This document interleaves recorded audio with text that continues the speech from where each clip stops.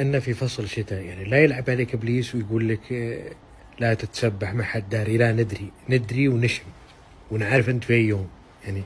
يعني بعد اليوم الثالث تبدأ تشحم، يطلع منك ريحة دفرنس، يعني تنتقل من مرحلة رائحة إلى نكهة، يصير لك نكهة أنت، يعني تصنف مع قمر الدين ما تصنف آدمي.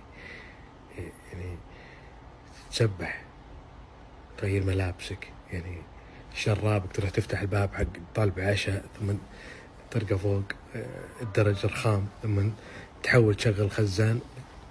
الشراب عليك 3 أيام. الشراب هذا يجي فريق مختص ما تغيره أنت، يجي فريق مختص ياخذه يتلف مع مواد مشعة، يحط في كيس أو يستخدم ضدك كدليل جنائي. شماغك سهران عند حطب تجيب الدوام تقول ريحة الحطب زينة، لا مي بزينة ريحتك.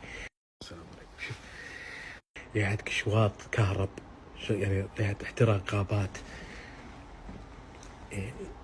لايس كاب مثلا انت لابسه اسبوع ما يصلح، تبدا تلثد انت، يعني ريحة مروحة شفط حقت مطبخ ملبدة. يعني هذه الاشياء يعني الحمد لله في سخانات، في بجايم، ملابس. يعني لا تشتكي من قل تواصل الناس معك، هذا سبب رئيسي. نظافة من الإيمان، كونك مسلم وكونك يعني اليوم الثالث والرابع ما عاد تبدأ تشم نفسك، نصير إننا نشم يعني. أو تخيل مثلا إنك ما تتسبح وتدخن، تبدأ تصير يعني لك أثر على البيئة، من العوادم تصير أنت. أو مثلا تتعطر، الشمس ما يغطيها من مو بعشاني، عشان يعني جودة الحياة.